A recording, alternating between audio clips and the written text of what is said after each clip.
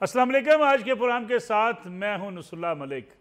नाज़रीन, इस वक्त अपोजिशन जलसे कर रही है और इमरान खान साहब ने आज मियांवाली में अपना जो होम टाउन है वहाँ एक बड़े जलसे आम से खिताब भी किया है।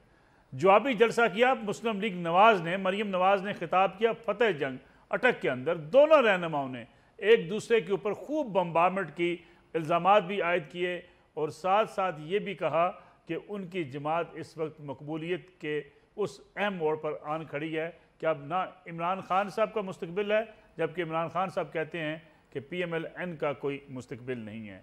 इमरान खान साहब के अगर आप जलसे को देखें तो क्राउड को देख के और अपने होम टाउन के अंदर इमरान खान साहब ने कुछ नई बातें भी कही।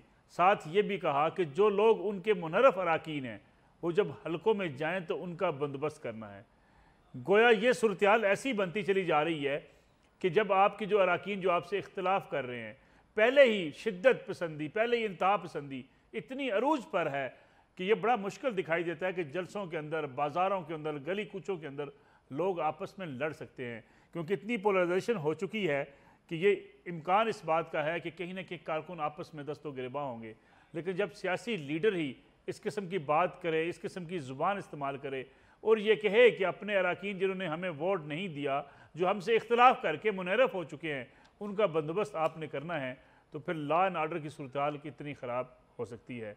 इसके साथ साथ इमरान खान साहब का मौक़िफ़ यकसर बदलता रहता है और अगर देखें आप तो उन्होंने जब ये बयानिया अख्तियार किया था ख़ास तौर पे अमरीकी मुदाखलत वाला, तो कहा था कि 7 तारीख को ख़त आता है, 8 तारीख को मेरे ख़िलाफ़ अदम एतमाद की तहरीक लाई जाती है। गोया अमेरिका की अशीरबाद के साथ हुकूमत चेंज की गई। लेकिन सोशल मीडिया पर अपने के इंटरव्यू के दौरान इमरान खान साहब ने अपने इसी मौक़िफ़ की नफ़ी की और कहा कि मुझे पहले से मालूम था कि नून लीग मेरे ख़िलाफ़ अदम एतमाद की तहरीक ला रही है, मुझे हटाना चाहती है, ये जमातें मेरे ख़िलाफ़ इत्तेहाद बनाकर मुझे हुकूमत से निकालना चाहती हैं। ज़रा ये सुनिएगा तो उससे के बाद आप अंदाज़ा कीजिएगा कि इमरान खान साहब का बयानिया हर रोज़ बदलता क्यों है। करना है ये जो डाकुओं की, मुझे पता चल गया था ये पूरी इंट्रीग कर रहे हैं नून लीग वाले, और ये इनकी पूरी कोशिश थी ये सारी सर्दियों में ये जो इन्होंने किया है, ये पिछली मुझे जुलाई से पता चलना शुरू हो गया था कि इन्होंने पूरा प्लान बनाया हुआ गवर्न कराने का। तो मैं नहीं चाहता था कि हमारा जो इंटेलिजेंस चीफ चेंज हो जब तक ये सर्दियां न निकले। मैंने तो अपनी कैबिनेट में, मैं तो ये ओपनली कहा था, ये छुपी बात नहीं है, मैं ओपनली ये कह रहा था कि जब मुश्किल वक्त है तो आप अपना मेन जो आपका इंटेलिजेंस चीफ है उसको चेंज नहीं करते, क्योंकि उसी वो आइज और ईयर्स है गवर्नमेंट की। गोया PTI को खुद समझ नहीं आ रही कि वो कहना क्या चाहती है। फवाद चौधरी साहब कहते हैं एस्टेब्लिशमेंट से ताल्लुकात ख़राब हुए इसलिए हुकूमत से निकलना पड़ा। असद उमर साहब कहते हैं मुझे ऐसा कुछ दिखाई नहीं देता। समझ नहीं आती PTI को कि वो किस बयानिए पर चलना चाहती है। पाकिस्तानी अवाम के अंदर अमूमी तौर पर एंटी अमेरिकन सेंटीमेंट होते हैं, उसको भी इस्तेमाल करना चाहती है, इस्टेब्लिशमेंट को भी टारगेट करना चाहती है, साथ जो इस्टेब्लिशमेंट के साथ ताल्लुकात को बेहतर करना चाहते हैं, मामलात को तय करना चाहते हैं, वो रहनुमा तो ये कहते हुए दिखाई देते हैं कि इस्टेब्लिशमेंट के साथ कोई ताल्लुकात ख़राब नहीं है। असद उमर साहब ने काशिफ बासी साहब को एक इंटरव्यू दिया, सुनिएगा फवाद चौधरी साहब के मौक़िफ़ की वो किस अंदाज से नफ़ी कर रहे हैं। मुबशर लकमान साहब सीनियर सहाफ़ी, सीनियर तजज़ियाकार भी हमारे साथ मौजूद हैं, उनके साथ अम्मार मसूद भी हमारे साथ मौजूद हैं। मुबशर लकमान साहब, ये दो जो है मैंने आपके सामने रखे, 2 साउंड बाइट्स आपके सामने रखी, एक असद उमर साहब की, एक इमरान खान साहब की। कुछ और चीज़ें भी मैं आपके सामने रखना चाहूँगा। PTI इतनी कन्फ्यूज़ क्यों है? एक तरफ जलसों में जाके कहती है अमेरिका ने निकाला, फिर कहते हैं नहीं इस्टेब्लिशमेंट ने निकाला, फिर कहते हैं नहीं हमें तो पहले से मालूम था। इमरान खान साहब कहते हैं मुझे जुलाई में पता चल गया था कि सर्दियों से पहले पहले मुझे निकालना चाहते हैं और मेरी हुकूमत के ख़िलाफ़ अदम एतमाद की तहरीक ला रहे हैं। PTI कन्फ्यूज़ है, कन्फ्यूज़ करना चाहती है, क्या वजह क्या है? पहले तो मलिक साहब आपका भी शुक्रिया और आपके चैनल का भी शुक्रिया कि आपने मुझे मौका दिया। दूसरी बात मैं आपको बताऊं कि कंफ्यूज नहीं है, वो समझते हैं कि आज का झूठ जो है आज उसको इतना डंडोरा पीटो कि वही सच हो जाए, कल दूसरा झूठ देखेंगे, परसों तीसरा झूठ देखेंगे।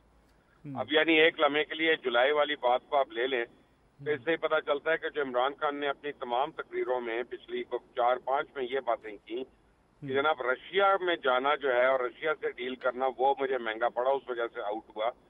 तो रशिया तो नहीं गए थे वो तब तक, और ना उस वक्त तक वो अनाउंस हुआ था दौरा उनका, ना उस वक्त तक वो पूरा प्लान में था। तो वो तो सारा मौक़िफ़ गलत साबित हो गया, उनका अपना उन्होंने खुद कर दिया। दूसरा, आपको मैं एक बात बताऊं कि इनको पूरी ख्वाहिश है इनकी कि किसी तरह law and order situation create हो, लोग मारे जाए, खून बहे और खुदा ना खास्ता, और फिर जो है मार्शल लॉ आ जाए, क्योंकि ये चाहते हैं कि मार्शल लॉ आ जाए और ऑपोजिशन की हुकूमत किसी तरह खत्म हो जाए, चाहे जो मर्जी उसकी कीमत अदा करनी पड़े।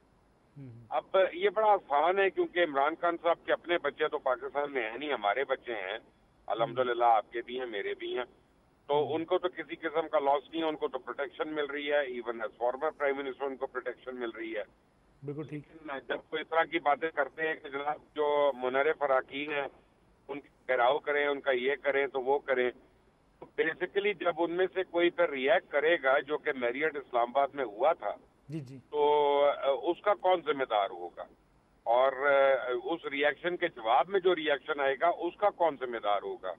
ये देखें, मस्जिद नबी तक को तो उन्होंने बख्शा नहीं, नऊजुबिल्लाह वहां पे जाके बदतमीजी कर दी, हुल्लड़बाजी कर दी, बल्कि मारामारी हुई, क्योंकि एक मैंने देखा था, एक बहुत ही कोई कम तरबियत वाला शख्स था जिसने जनाब जैन भुगती साहब के बाल खींचे पीछे से आके, तो फिजिकल हो गया बेसिकली वो, और मैन हैंडलिंग की बात हुई।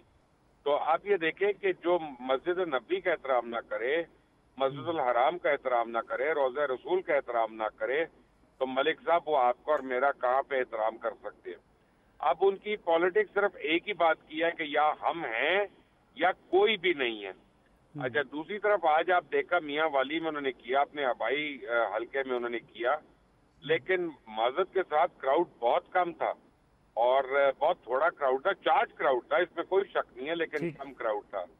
दूसरी तरफ अगर आप अटक का जलसा देखें, मैंने झलकियां देखी हैं दोनों की, क्योंकि मैंने इस्लामाबाद के लिए निकलना था, तो अटक के जलसे में बहुत भरपूर किस्म की जो थी वो अटेंडेंस थी, वो जरा जो था ना सोबर क्राउड था, वो उस तरह का चार्ज क्राउड नहीं था जिस तरह एक ऑपोजिशन का क्राउड होता है।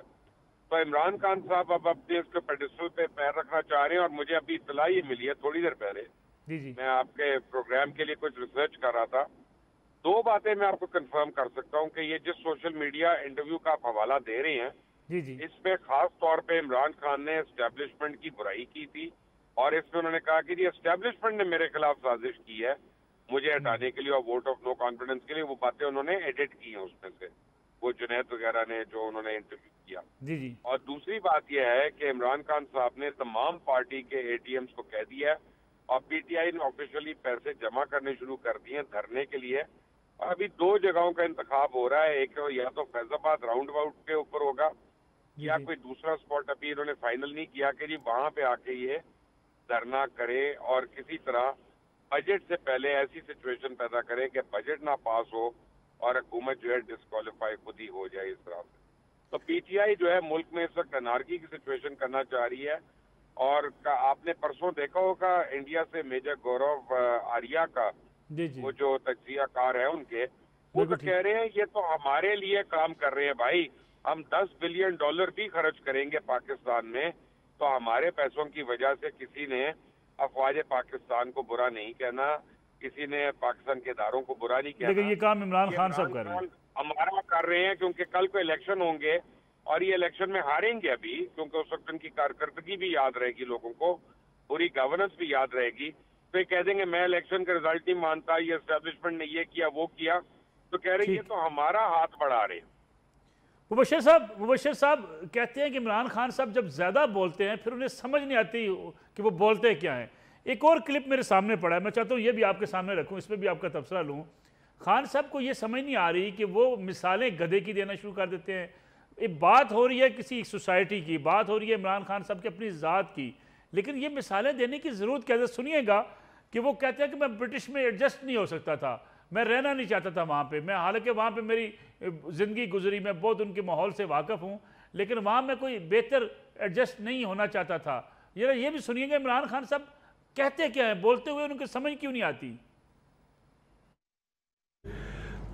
बड़ा उस सोसाइटी का हिस्सा भी था मैं, और बड़ा वेलकम भी किया, और बड़े कम ब्रिटिश सोसाइटी के अंदर लोगों को इस तरह एक्सेप्ट करते हैं, लेकिन मैंने कभी उसको अपना घर नहीं समझा। क्योंकि मैं पाकिस्तानी था, जो मर्जी मैं कर लूं, मैं अंग्रेज तो बन नहीं सकता। आप अगर गधे के ऊपर लकीरें डाल दें तो वो ज़ेबरा नहीं बन जाता, वो गधा गधा ही रहता है। तो इसलिए आप अगर गधे के ऊपर लकीरें डाल दें तो वो ज़ेबरा नहीं बन जाता, वो गधा गधा ही रहता है। तो इस वशर साहब, खान साहब को समझ नहीं आती या ज्यादा बोलने से ऐसा होता है? पता नहीं अपने आप को गधा कहा है कि किसी और को कहा है, मुझे नहीं पता है उन्होंने यहाँ पे। लेकिन आपको एक बात बताऊं कि ये उनकी बात जो है ना बड़ी अजीब सी बात है, क्योंकि वो प्रोडक्ट ही ब्रिटिश सोसाइटी का है। क्योंकि मुझे तो उन्होंने जाती तौर पे जितनी भी एग्जांपल ब्रिटेन की दी हैं, ब्रिटेन की डेमोक्रेसी की, ब्रिटेन की लॉ एंड ऑर्डर की, बल्कि यहाँ तक उन्होंने मुझे कहा हुआ है कि मोनार्की जो है वो उनके लिए बड़े पैसे जनरेट करती है, इसलिए वो काबिल कबूल है उस जमहूरियत में। यानी खान साहब टोटल, और हमें जलसों में और धरने में 2013 के कितना ज्यादा ब्रिटेन की और अमेरिका की, खास तौर पे ब्रिटेन की एग्जांपल देते रहे कि क्यों वो आइडियल सोसाइटी है, क्यों वो ये, अब वो ये बातें कर रहे हैं। तो मुझे ये लगता है कि वो जो एक हमारा तबका है ना, कि जो हैव नॉट्स का तबका है, कि जो सिर्फ जिसके आगे आप बुराइयां करके अपने आप नंबर बना सकते हैं, खान साहब उनको अपील करना चाह रहे हैं। लेकिन इस वक्त पाकिस्तान को डर जो है वो अनपढ़ लोगों से नहीं है मलिक साहब, मैं बड़े दुख से आपको एक बात बता रहा हूँ, वो पढ़े लिखे जाहिलों से है। उन पढ़े लिखे लोगों से जो तालीम याफ्ता जरूर है लेकिन अकल याफ्ता शायद कम है और तरबियत याफ्ता भी कम है, कि वो जिस तरह से गालम गलोच कर रहे हैं, जिस तरह से लड़ाई झगड़े कर रहे हैं। और अब ये इस हुकूमत का भी बड़ा एक इम्तहान शुरू हो गया है शहबाज शरीफ साहब की, क्योंकि अभी तक सोशल मीडिया पे जो गलाजत आ रही है वो अकाउंट्स तो ब्लॉक हो रहे हैं, लेकिन वो लोग अभी तक गिरफ्तार नहीं हो रहे। और मैं समझता हूँ कि अभी हुकूमत को साइबर क्राइम विंग के तहत इस पे एक्शन लेना चाहिए। ठीक है, मैं वापस आता हूँ आपकी तरफ। मुशर्रफ लुकमान साहब, अमार मसूद साहब, मैं इमरान खान साहब को मिसालें देनी हो तब भी गधे की मिसालें देते हैं, इमरान खान साहब को बात करनी हो तब भी अपने मौक़िफ़ को बार बार बदलते हैं। फिर ये भी बताइएगा कि इमरान खान साहब किस हद तक सियासत को ले जाना चाहते हैं? जब वो मुनर्रफ अराकीन के बारे में कहेंगे कि आपने इनका बंदोबस्त करना है, बंदोबस्त से मुराद क्या है? इमरान खान साहब बड़ा वाज़ेह कह सकते थे कि जब मुनर्रफ अराकीन इलेक्शन लड़ने हैं तो आप इनको वोट ना दें। बंदोबस्त करने से मुराद तो पाकिस्तान में ये ली जाती है ना कि थोड़ी सी लितर पोला करना है। नसरुल्लाह साहब, मैंने गुफ्तगू सुनी आपके प्रोग्राम के बाकी मेहमानों की, मुबशर साहब की भी, और आज जलसे में भी मैंने तकरीर सुनी और मैं इस नतीजे पर पहुंच गया हूं कि तहरीक इंसाफ अब तहरीक इंसाफ नहीं रही, ये मुकम्मल तौर पर तहरीक इंतशार में तब्दील हो चुकी है। अब इनका मकसद इस माशरे में इंतशार फैलाना, इदारों में निफाक पैदा करना, इस सोसाइटी को तकसीम करना, लोगों के दरमियान लड़ाई झगड़े को परवान चढ़ाना, जलाओ घिराओ की सियासत करना। और ये बात बड़े उनके वज़रा के हवाले से, उनके अपने हवाले से बड़ी वाज़ेह हो चुकी है कि वो आने वाले दिनों में क्या करना चाहते हैं। आपने कुछ जो पहला क्लिप सुनाया वो इस वक्त टॉक ऑफ द टाउन बना हुआ है, सोशल मीडिया पर बहुत ज़्यादा डिस्कस हो रहा है, जिसमें इमरान खान साहब ने ये फरमाया कि उन्हें तो जुलाई से पता था, 180 दिन के बाद उन्हें ये ख्याल आया कि ये अमेरिका की साजिश है। उस दौरान उस सफ़ीर के ज़रिए कई दफ़ा बाइडन साहब से मुलाकात की रिक्वेस्ट भी की गई। असल में आपने ये पूछा कि वो ये बात क्यों करते हैं, क्यों अपने बयानात बदलते हैं। कभी वो अमेरिका को इल्ज़ाम देते हैं, कभी कहते हैं आसिफ जरदारी मेरे निशाने की शिस्त पर है, कभी वो नवाज शरीफ को इल्ज़ाम देते हैं,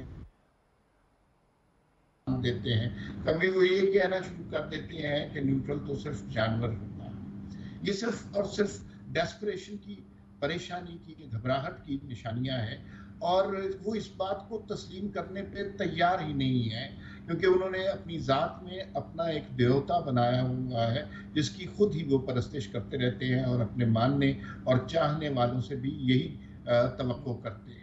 वो ये तस्लीम करने को तैयार ही नहीं है कि कुछ अरकान ऐसे थे जिन्होंने एक और आईनी तरीका अपनाया और इनकी पार्टी के खिलाफ, पार्टी की आदत के खिलाफ वोट देने को पसंद किया, इसलिए कि उन्हें पता था कि अगर वो तहरीक इंसाफ के नाम के साथ, तहरीक इंसाफ के टिकट के साथ अगले इलेक्शन में जाएंगे तो उनको वो नशस्त नहीं मिल सकती।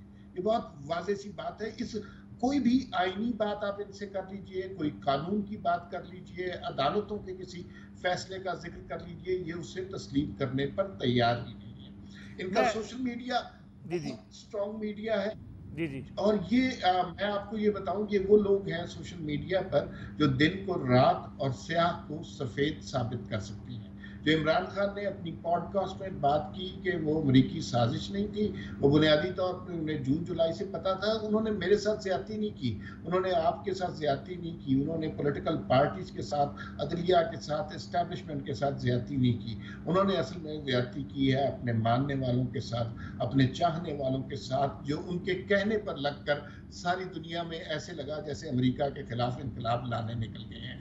और ये पहला मौका नहीं है खान साहब ने इस तरह के यू टर्न लिए हैं। उनकी सारी पॉलिटिकल हिस्ट्री आप देख लीजिए, उनकी शख्सियत का सबसे बड़ा पहलू ये है कि वो किसी बात से भी किसी वक्त भी मुनकर हो सकते हैं और अपने चाहने वालों को एक नई अमार मसूद साहब, मैं आपकी तरफ वापस आता हूँ। मेजर खुर्रम खान नियाजी साहब पाकिस्तान मुस्लिम लीग, पाकिस्तान तहरीक इंसाफ मियाँ वाली के बड़े अहम रहनुमा हैं।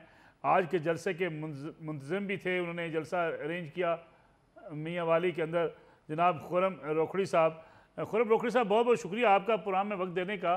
ये बताइएगा कि जलसे की तवक्कुआत जो थी वो पूरी हुई? कुछ लोग कहते हैं कि जलसा गाह के लिए एक मखसूस जगह का इंतखाब किया गया ग्राउंड के अंदर, पूरे ग्राउंड को जलसा गाह नहीं बनाया गया। कुछ एतराज़ ये भी आ रहा है। मलिक साहब बहुत शुक्रिया। एतराज़ात जो है ना वो इमरान खान पर, जैसे पहले भी मैं सुन रहा था भाइयों के, वो चल ही रहे हैं। जलसा गाह तवक्कुआत से बहुत बहुत बड़ा जलसा था, और उस जलसे ने हमारे जो मियाँवाली के जलसे पहले गुजरे हैं उनका रिकॉर्ड तोड़ा है। और उस रिकॉर्ड तोड़ने की वजह यह है कि मियाँवाली की आवाम जो है वो इमरान खान के साथ दिलो जान से खड़ी है। आप जो मर्जी भी, मैं भाइयों की बात सुन रहा हूँ पहले, वो अपनी जो बता रहे हैं कि ये रीजन है, रीजन है, लेकिन कभी कहते हैं कि सोशल मीडिया की ये वजूहात हैं। आप अगर ये समझते हैं कि पाकिस्तान की करोड़ों जो अवाम है उसको समझ नहीं आ रही किसी चीज की, और कहीं ड्राइंग रूम्स के अंदर बैठ के या बड़े शहरों के अंदर बैठ के कुछ लोगों को समझ ज्यादा आ रही है, तो इस पर हमें भी हैरानगी होती है। आज का जो जलसा था हमारी मियाँवाली की पूरी तारीख का, क्योंकि मियाँवाली इमरान खान का घर है, यहाँ पर बड़ा जलसे होते रहे हैं, लेकिन आज के जलसे ने रिकॉर्ड तोड़ा है। हमारे पास तो जगह नहीं बच रही थी कि हम अवाम को समेटें कैसे और हम उनको संभालें कैसे। जी, लेकिन खुर्रम साहब, लाहौर से लोग गए, डेरा इस्माइल खान से आए, रावलपिंडी से आए, इस्लामाबाद से आए, सरगोदा खुशाब से गए।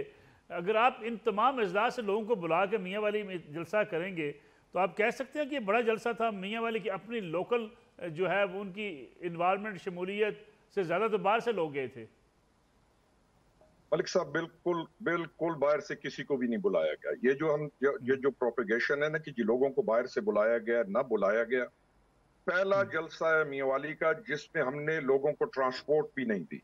ये पहला हिस्ट्री का जलसा है, नहीं तो हमारे एमपीए, हमारे एमएनए हमारे हलकों में यूसी से ट्रांसपोर्ट देते थे। क्या लोग दूसरे जिलों से आए हैं? चीदा लोग बिल्कुल आए, हमें मिले भी हैं, हमारे पास रहे भी हैं, 10 बंदों की सूरत में, 15 की सूरत में। ये तहरीक इंसाफ का एक कल्चर है कि लोग, चाहे जलसा गिलगित का भी हो, गिलगित आज मेरे पास हुंजा से लोग आए हुए थे, 20 से 25 नौजवान जमरोद से आए हुए थे। लेकिन अगर ये कहें कि क्या जलसे में तादाद इनकी थी, ये बिल्कुल गलत है। जो भी तहरीक इंसाफ के साथ जुड़ा हुआ है, जिसको हमारी तंजीम की इन चीजों का पता है, आप ये देखें कि मैं फिर कह रहा हूं कि हमने इस दफा ट्रांसपोर्ट नहीं और हमारे पास जलसा संभाला नहीं जा रहा था। ये बिल्कुल प्रोपेगेशन है कि लाहौर से लोग आए हुए थे और हजारों आदमी उधर से आए। हाँ, 10, 15, 20 बंदे हमारे तमाम जलसों में जाते हैं। कुछ नौजवान ऐसे हैं जो कि तमाम जलसे इमरान खान के अटेंड करते हैं, चाहे मियाँवाली हो, चाहे आपके पास लाहौर हो, चाहे स्कर्दू हो, चाहे जहाँ भी हो जाते हैं। जी खुर्रम साहब, आप पाकिस्तान तहरीक इंसाफ के अंदर भी अपनी बात बड़ी खुला कर भी लेते हैं। खान साहब ये जो जलसों में जाके, आज मियाँ वाली में भी कहा कि मुनर्रफ अराकीन जब इलेक्शन लड़ने आए तो इनका बंदोबस्त करना है। आप समझते नहीं है कि इससे एक वायलेंस पैदा होगा, कारकुन लड़ेंगे, बजाय इसके कि खान साहब कहते हैं कि वोट ना दें इनको, लेकिन बंदोबस्त करना, तो आप भी मियाँ वाली से हैं, मेरा भी करीब 3 इलाका है, बंदोबस्त करने से मुराद तो यही होती है कि ठुकाई करनी है। मलिक साहब बात यह है कि हम नाराजगी माफ, हम मुनाफकत की और एक ऐसी पस्ती की सूरत में रहे हैं कि यहाँ पर जिसने जिसका साथ जैसे भी छोड़ा है वो फिर भी मुअज़्ज़ज़ रहा है। यहाँ पर जिसने जिसके साथ खड़े होने के अहद पैमान किए हैं और उसके बाद चाहे उसने जितना भी गंद कर दिया है उसके बाद भी वो मुअज़्ज़ज़ रहा है। उसके बाद भी वो कॉटन पहनकर उसके बाद फिर भी वो लोगों के अंदर मोअज़्ज़िज़ बन के फिरता है। यानी आपके दूसरे ममालिक की जब हम मिसाल तो सारे देते हैं कि वहां पर कोई गलत हरकत करने के बाद, लेकिन खुर्रम साहब माजरत के साथ ये सब में होता रहा है ना। सेनेट का चेयरमैन बना, खान साहब काफ लीग के साथ चले गए, खान साहब पीपल्स पार्टी के साथ चले गए, फिर खान साहब भी मोअज़्ज़िज़ ना रहे। नहीं, हम ना काफ के साथ गए ना पीपल्स पार्टी के साथ गए। आपको भी पता है कि सेनेट के चेयरमैन के लिए हम किसी के पास नहीं गए। और अगर आप ये क्लेम करें कि सेनेट का चेयरमैन पीटीआई का था, तो फिर मलिक साहब आप मेरे से बहुत ज्यादा इस मामले को जानने वाले भी हैं। हम अगर मामलात को बिल्कुल सीधा और साफ रखें और एक स्टेज पर आके हमें पाकिस्तान की सियासत को सीधा और साफ करना चाहिए। ये जो हम इधर से वारदाते हैं, उधर से वारदाते हैं, छुप के वारदाते हैं, रंग नीला और दिखाते हैं हम लाल हैं, बात हमारे जबान पे अच्छी होती है दिल में, तो हमें भी पॉलिटिक्स को उस सिमत में लाना चाहिए कि कल ना ये सेनेट वाले इलेक्शन ऐसे हों, ना मुनहरिफ अरकान फिरें, ना कोई पार्टी जब गवर्नमेंट बनाए तो उसको 4-4 बंदों की जरूरत के ऊपर, उसकी बैसाखियों के ऊपर वो गवर्नमेंट खड़ी हो, पार्टीज अपने पांव के ऊपर खड़ी होकर। जी मेरे साहब बहुत शुक्रिया आपका। मियाँ वाले के जलसे के हालात भी आपसे जाने, एक ब्रेक का वक्त हुआ है, ब्रेक से वापस आएंगे। फतह जंग के अंदर, अटक के अंदर जो जलसा हुआ मुस्लिम लीग नवाज का, उस पर भी तबसरा करेंगे। साथ साथ देखेंगे कि इस वक्त सियासत जिस इंतहा पसंदी की तरफ जा रही है, और इमरान खान साहब अब भी ये कह रहे हैं कि अगर आइंदा इंतखाबात में भी उनको अक्सरियत ना मिली, यानी उनकी ख्वाहिश के मुताबिक अक्सरियत ना मिली, तो वो फिर दोबारा इंतखाबात करवाएंगे। क्या मुल्क इसका मुतहम्मिल हो सकता है? बात करेंगे एक ब्रेक के बाद। फिर हम एक बार फिर खुश आमदेद। मुर्शद लुकमान साहब, इमरान अहमद खान न्याजी पूरा नाम है इमरान खान साहब का। जब वज़ीर आज़म बने तो उसके बाद उन्होंने एक नोटिफिकेशन जारी करवाया था जिसमें यह कहा गया था कि मेरा मुख्तसर नाम इमरान खान ये लिखा जाए, इमरान अहमद खान न्याजी ना लिखा जाए। तब तो सरेंडर करके न्याजी से आज मियाँ वाली में कहा मुझे न्याजी कहते हैं, न्याजी कहने पर फ़ख्र है। ये सियासतदान अवाम के जज्बात से खेलते हैं। क्यों मियाँ वाली बहरहाल न्याजी अक्सरियत में है, तो न्याजी वहाँ क्या है कि अपने आप को फ़ख्रिया अंदाज में पेश करना ज़रूरत भी है। देखें मलिक साहब, वो एलिन अस्ताज़े एक टेनिस प्लेयर था, उसने बिजॉन बोग एक विंबलडन का चैंपियन था कई बार, उसके मुतालिक एक बात कही थी कि we are playing tennis and he is playing something else. तो लोग सियासत सब फॉलो करते हैं ना, वो इमरान खान साहब को देख के ये सोचते हैं कि ये क्या कर रहे हैं, क्योंकि सियासत नहीं कर रहे। अभी आप देखें मेजर साहब आए, खुर्रम साहब आपके प्रोग्राम में, उन्होंने एक बात की कि मुनाफकत को और हिपोक्रेसी को हमने कवर करना है, उसको नहीं छोड़ना। तो अब वो चले गए, वरना मैं उनसे एक सवाल जरूर पूछता कि जब सेनेट में चेयरमैन का इलेक्शन हुआ था तो आपके वोट तो बहुत कम थे, तो आपको जो दूसरे वोट पड़े थे उनके मतलब क्या ख्याल है, वो कैसे आए थे? आपका वोट ऑफ कॉन्फिडेंस के ऊपर जब आपने वज़ीर आज़म ने लिया था तो अपने इत्तेहादी जो मिलाकर भी आपके वोटों की तादाद 172 से ज्यादा थी, तो उस वक्त आपने क्या चमत्कार किया था और आप उसको जमहूरियत का हुस्न कह रहे थे। और खुद इमरान खान ये तकरीर करते थे और हर एक को कहते थे कि किसी को मेरे से इख्तलाफ हो तो प्लीज चला जाए, मैं उसको रोकूंगा नहीं, मैं उसको कुछ कहूंगा नहीं, ये उसका हक है, ये उसका राइट है। और सडनली अब वो राइट्स जो है वो फोरगो हो रहे हैं। बेसिकली वो हमें नहीं डरा रहे, वो मुनर्रिफ अराकीन को नहीं डरा रहे, वो जो मजीद अराकीन मुनर्रिफ होने के लिए तैयार है ना और साइड लाइन पे खड़े हैं उनको डरा रहे हैं, उनको तंबीह कर रहे हैं। और इस वक्त ये सियासत जो है हमारी, ये एक फाशिस्ट सियासत हो गई है और इसमें और फाशिज्म में कोई फर्क नहीं है। आप वो जर्मनी की फाशिस्ट पार्टी का मैनिफेस्टो उठा के देख लें और गोएबल्स की तमाम तालीमात को उठा के देख लें, तो अब तो गोएबल्स को भी शर्म आ जाएगी, क्योंकि उसका नाम तारीख में दूसरे नंबर पे लिखा जाएगा, पहले नंबर पे तो कोई और आ चुका है। और इतनी कमाल हुनर के साथ, कमाल महारत के साथ ये सारी बातें करते हैं कि अब तो मुझे बाकी जो सियासी लीडरान है वो मुझे कुछ तो उनमें से मासूम लगना शुरू हो गए हैं बिल्कुल ही, क्योंकि वो बेचारे फिर भी आप जनाब करके लिहाज कर लेते हैं। इधर तो लिहाज और की हद जो है वो हर तरह से क्रॉस हो गई। जो बात अम्मार साहब ने की ना ब्रेक से पहले, मैं उसको डबटेल करूंगा। उन्होंने एक लफ्ज इस्तेमाल किया था बुत का। मैं अम्मार साहब से 100% एग्री कर रहा हूँ। सिर्फ मैं आपको एक बात में उसमें ऐड करना चाहता हूँ कि वो बुत का तवाफ भी खुद ही करते रहते हैं। और ये बात मैंने नहीं, ये मैंने कल हसन निसार साहब का क्लिप देखा जिसमें उन्होंने ये बात कही और मैं उसको रिपीट कर रहा हूँ हसन निसार साहब की बात को कि ये अपने आप को एक बुत भी बना लेते हैं और फिर उसका तवाफ भी करते रहते हैं। तो बाकायदा यही हो रहा है इस वक्त। अपनी जो है ना खुद परस्ती और अनापरस्ती जो है उसकी एक अल्टीमेट हम मिसाल देख रहे हैं। चलें ये भी हमें देखना था अपनी जिंदगियों में, वो हमारे सामने आ रहा है। अमार मसूद साहब, इखलाकियात का दर्स देने वाली पीटीआई, जब आपको याद होगा 2014 में भी इस्तीफ़े दे के असम्बलियों से बाहर रह के असम्बलियों में कोई काम किए बगैर तनख्वाहें वसूल कर गई थी। अब भी पीटीआई बाज़ार मुस्ताफ़ी हो चुकी है। वो कहती है हम असम्बलियों में नहीं बैठेंगे, हमारे इस्तीफ़े कबूल किए जाएँ, लेकिन लेटेस्ट तनख्वाह ले गई है। बिल्कुल, पहले भी इन्होंने इस्तीफा किया है और अगर आइंदा भी कभी इस तरह की नौबत आए तो यही करेंगे। हमें इस जमात के कल्चर बोलना नहीं कहते, ये उसे फन समझते हैं, ये उसे सियासत समझते हैं, अवाम को ना कमाल समझते हैं, समझते हैं, अपनी ताकत, अपना रसूख समझते हैं।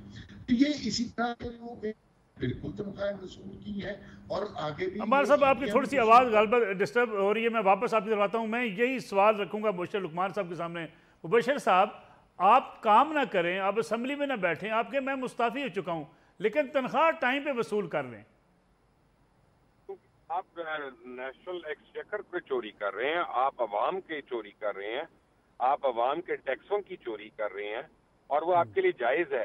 देखें, आप हद ये है कि जब जहांगीर तरीन का इशू हुआ तो इमरान खान ने दफा नहीं किया। जब यानी अलीम खान का हुआ तब उन्होंने कोई दफा नहीं किया। जब वो सिप्तैन साहब का हुआ, उनके अपने मियाँ वाली के जो MPA थे और CM कैंडिडेट थे, तब उन्होंने कुछ नहीं कहा। लेकिन फराह गोगी के ऊपर जब इल्जामात आए तो इमरान खान को पूरी कौम से आके उन्होंने कहा कि जी फराह खान जो है उर्फ गोगी वो बिल्कुल बेगुनाह हैं, उनके ऊपर ये करें। उन्होंने तो रियल एस्टेट में इतना बनाया, ये किया। ये भूल गए कि एमनेस्टी की स्कीम भी उन्होंने ही दी थी और उनको पहले से इतला थी कि जनाब अब ये रिंग रोड का प्रोजेक्ट आने वाला है, यहाँ पे जमीन ले लो और कौड़ियों के दाम पे मिल रही है। 1 हफ्ते के बाद वो प्रोजेक्ट अनाउंस होता है, वो उसको 1 अरब 4 करोड़ के प्रॉफिट पे बेच देती हैं। कमाल है, अगर ये इनसाइड इन्फॉर्मेशन हो जाए तो आप और मैं और हर आदमी अरबपति हो जाए और जायज तरीके से हो जाए मलिक साहब। लेकिन इमरान खान साहब की ये मासूमियत है कि अपनी हर कोताही के लिए उनके पास कोई ना कोई एक्सक्यूज है, कोई ना कोई वजह है या कोई दूसरा जिम्मेदार है, और दूसरों की भूल के लिए भी वो उनको मजीद अलकाबात देते रहते हैं। मैं आपको एक हवाला देने लगा हूँ, किसी को अच्छा लगे या कम अच्छा लगे मैं कह नहीं सकता। मेरे लिए सबसे बड़ी जो राह है ना, सबसे बड़ी जो लाइफ में चीज है वो है कुरान पाक, और कुरान पाक से बढ़कर किसी चीज को सिर्फ हम नबी करीम सल्लल्लाहु अलैहि वसल्लम और अल्लाह पाक का और अंबियाए कराम को हम समझते हैं, लेकिन कुरान बहरहाल अल्लाह का लफ्ज है और अल्लाह के अहकामात है। उसमें सूरतुल हुजरात जो है उसमें बड़े वाज़ेह अल्फाज में अल्लाह ताला ने बयान किया कि जो झूठे इल्जाम लगाए और जो मुसलमानों के ऊपर तौहीन आमेज अलकाबात उनको दे, तो उसके मुतालिक कुरान पाक की क्या अहकामात है। और इमरान खान की कोई तकरीर नहीं है जिसमें ये दोनों चीजें ना हों। उससे आपको पता चल जाता है कि इनके दिल में कितनी मोहब्बत है कुरान पाक की, कितनी हुर्मत है। मैं किसी पे इल्जाम नहीं लगा रहा, माइंड यू, मैं किसी के लिए जज नहीं कर सकता, लेकिन मैं हर मुसलमान से ये तो अपील कर सकता हूँ कि भाई जो कुरान पाक का मानने वाला है, नबी आखिरुज़्ज़मा का मानने वाला है, उनकी तालीमात से पूरा हम कमजोर लोग सही पूरी तरह अमल कर सके ना कर सके, करे तस्लीम हम तो करें ना। हम ये तो माने कि यार वो ही सही है और हमारी कोई बात सही नहीं हो सकती, खुदा ना खास्ता अगर उसका टकराव हो कोई। तो ये आप बड़ा तज़ाद है इनका, और यही मुनाफिकत है, और मुनाफिकत की कोई निशानी नहीं है नसरुल्लाह मलिक साहब। बिल्कुल ठीक है। अमार मसूद साहब, जो मुबशर साहब बात कर रहे हैं, इल्ज़ामात, हर वक्त इल्ज़ामात, हर तकरीर के अंदर किसी न किसी को टारगेट। अब अब्दुल अलीम खान साहब के साथ जहांगीर खान तरीन भी टारगेट बन गए हैं।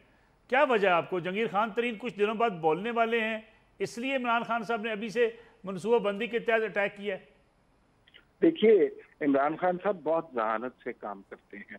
अभी आपको पता है कि वो अबराज ग्रुप का आरिफ नकवी वाला केस जो है वो सामने आने वाला है, तो उन्होंने अमेरिका के खिलाफ साजिश का ऐलान कर दिया। अब आपको पता है कि उन्होंने फॉरेन फंडिंग का केस सामने आने वाला है, उसके नताइज सामने आने लगे हैं। उन्होंने इलेक्शन कमीशन के खिलाफ एक कैंपेन शुरू कर दी।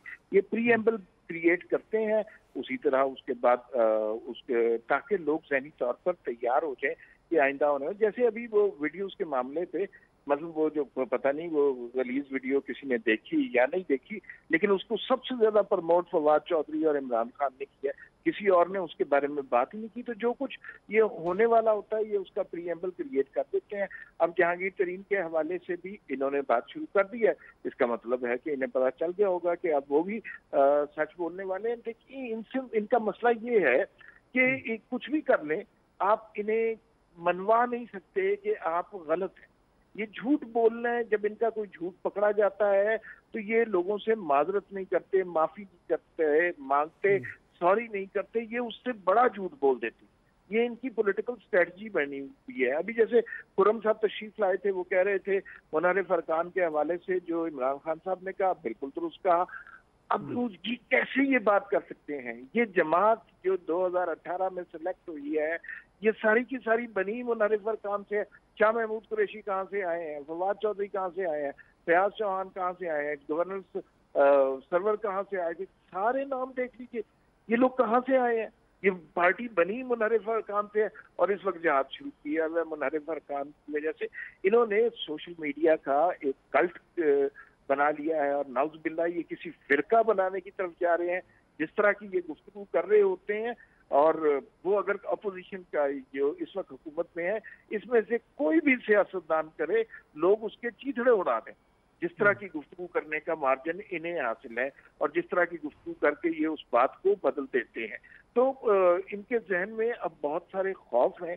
आज मरीम नवाज का आपने फतेह जंग वाला जलसा देखा होगा, उसके अंदर उन्होंने ये बताया कि भाई वो शख्स जो करप्शन फ्री पाकिस्तान की बात करता था, दूसरों पे चोर डाकू और सरकारी खजाने की बात करता था, वो सरकारी वो अपने ऑफिस की 15 करोड़ रुपए की BMW ले गया। फिर उसके बाद फोन करके कहा कि वो BMW खराब हो गई है, मुझे दूसरी गाड़ी भेज दीजिए। फिर उसने कहा कि गाड़ी खराब हो गई है तो अब मुझे 2.5 लाख रुपया दे, मैंने BMW ठीक करानी है।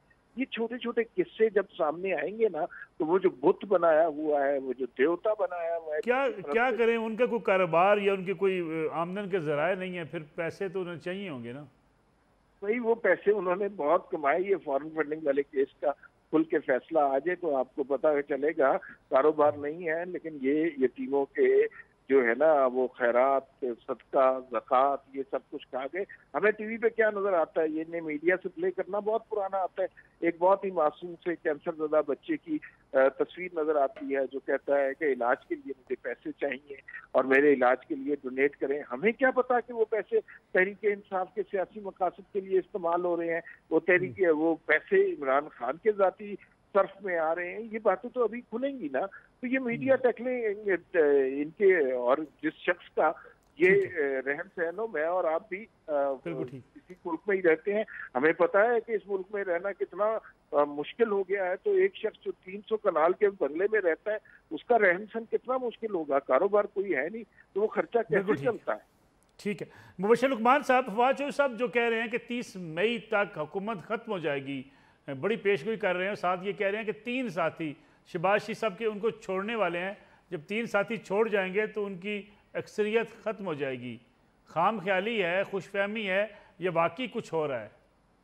मैं बेतुकी बातों पे कोई अपना तबसरा नहीं करना चाहता। फवाद चौधरी की बातें जो है ना, वो उसका मंतक असद उमर को नहीं समझ आता, तो मुझे कहाँ से समझ आएगा। लेकिन मैं आपको एक बात बताऊं कि आप जरा 2018 में इमरान खान के गोशवारे चेक करें जो उन्होंने टैक्स रिटर्न दिए, वो तकरीबन 1.5-2 लाख थे, 2.5 लाख थे, मुझे नहीं याद। और जो पिछले साल दिए वो 96 लाख थे, और जबकि तनख्वाह तो 2.25 लाख रुपए थी। और वो खुद ऑन रिकॉर्ड है ये कहने कि प्राइम मिनिस्टर की तनख्वाह इतनी नहीं है कि इसमें मेरा खर्चा पूरा हो सके। तो 96 लाख टैक्स कैसे दे दिया, जिसकी इतनी तशहीर भी हुई, जितनी तारीफ भी हुई? वो जराए आमदनी क्या थे कि जिससे वो हुए? देखें, आप कहते हैं कि मैं साइकिल पे जाऊंगा, और आप एक दिन बगैर हेलीकॉप्टर के गए नहीं है। आपने 58 करोड़ रुपया सिर्फ दफ्तर से घर आने में लगा दिया, और आप ऑस्टेरिटी ड्राइव पे हैं यार। आपने 18 असिस्टेंट्स रख लिए, स्पेशल असिस्टेंट्स। आपने वजीर और मुशीर की फौज, जफर मौज रख ली। आपने एक्सपेंसेस इतने ज्यादा कर दिए और फिर आप कहते हैं कि जी मैं वो जो है ऑस्टेरिटी ड्राइव पे हूँ, मैं लूट मार नहीं कर रहा, मैं ये नहीं कर रहा, इनके प्रोटोकॉल देखो। अब उनके देख लें, अब वो पेशावर के जलसे में गए थे तो पूरे केपीके का प्रोटोकॉल यूज हुआ था कि नहीं हुआ था? उस पे वजीर आला केपीके जो थे वो तमाम पुलिस और तमाम प्रोटोकॉल और एफसी को लेकर नहीं आए हुए थे इमरान खान के लिए? क्या वो गैर कानूनी नहीं है? क्या वो गैर आईनी नहीं है? क्या वो हमारे टैक्स पेयर्स के पैसों से नहीं है? ये बातें सुन लिया करें, हाथी के दांत खाने के और दिखाने के। और जिन वीडियोस की आप बात कर रहे हैं, आप मेरे साथ मौजूद थे नसरुल्लाह मलिक साहब, जब हामिद मीर साहब ने हमें बताया था कि वो उनको प्रॉब्लम फोश वीडियो से नहीं है, क्योंकि फोश वीडियो कहीं पब्लिसाइज नहीं हो सकती। उनको प्रॉब्लम है उनकी फाइनेंशियल करप्शन की वीडियो से, कि जिसमें बरमला वो पैसे मांग रहे हैं और फर्स्ट लेडी भी उस वक्त की जो थी वो भी पैसे मांग रही हैं, और वो शायद रूहानी डब्बा जो था वो यूनिवर्सिटी उसके लिए मांग रहे हैं। तो वो जब ये चीज सामने आएगी तो वो तो हर जगह चलेगी, वो तो चैनल पे भी चलेगी, वो सोशल मीडिया पे भी चलेगी, दबा कर चलेगी। उनको उस चीज की प्रॉब्लम है। और बिल्कुल सही कहा मार साहब ने, मैं इनकी बातों से बहुत मुझे इत्तेफाक करना पड़ रहा है कि जनाब सबसे ज्यादा वावेला तो खुद पीटीआई वाले कर रहे हैं वो सोशल मीडिया की चीजों का। अभी तक मैं 10,000 पत्नी पोस्ट देख चुका हूँ डीप फेक्स के ऊपर और उसके ऊपर और उसके ऊपर। पहले से एक माइंडसेट बनाने की कोशिश कर रहे हैं। कौन से डीप फेक की बात कर रहे हैं यार? कैलिफोर्निया की अदालत का एक फैसला आपके सामने मौजूद है, उस फैसले को जाएं और चैलेंज कर लें। अगर आप वाकई सच हैं, अगर आप वाकई सही बात कर रहे हैं, ये बातें रहने दें। प्रॉब्लम वही है जो अमार साहब ने बड़ी पिन पॉइंट कर दी है कि ये कल्ट बन चुका है, बन चुका है। और उसमें आप जो मर्जी कह लें, वो उस फॉलोइंग ने, पर्टिकुलर फॉलोइंग ने वो बात नहीं माननी। अब हमारा मसला ये नहीं है। देखिए, आपको खुरम साहब ने कितने आराम से कह दिया कि ये पहला जलसा है जिसमें हमने कोई वैगनें नहीं दी और बसें नहीं दी, ट्रांसपोर्ट। 3 साल का मुझे नहीं पता, 3 साल पहले तक तो हर जलसे के साथ, धरने के साथ मैं खुद मुंसलिक रहा हूँ पीटीआई के। पीटीआई ने तो कभी ट्रांसपोर्ट दी ही नहीं है। बिल्कुल ठीक। ये तो अब देना शुरू हो गए हैं। ये कैसे हो सकता है कि आज बगैर ट्रांसपोर्ट के लोग आ गए हैं, को गिलगित से, को बन्नू से, को फला जगह से? तो ये अब सुन लिया करें बातें आप। होशर लुकमान साहब, थैंक यू वेरी मच। और हमारे साथ मौजूद थे अमार मसूद साहब, आपका बहुत शुक्रिया। नाज़रीन, इंशाल्लाह कल आपकी खिदमत में दोबारा हाजिर होंगे। इजाज़त दीजिए, अल्लाह हाफ़िज़।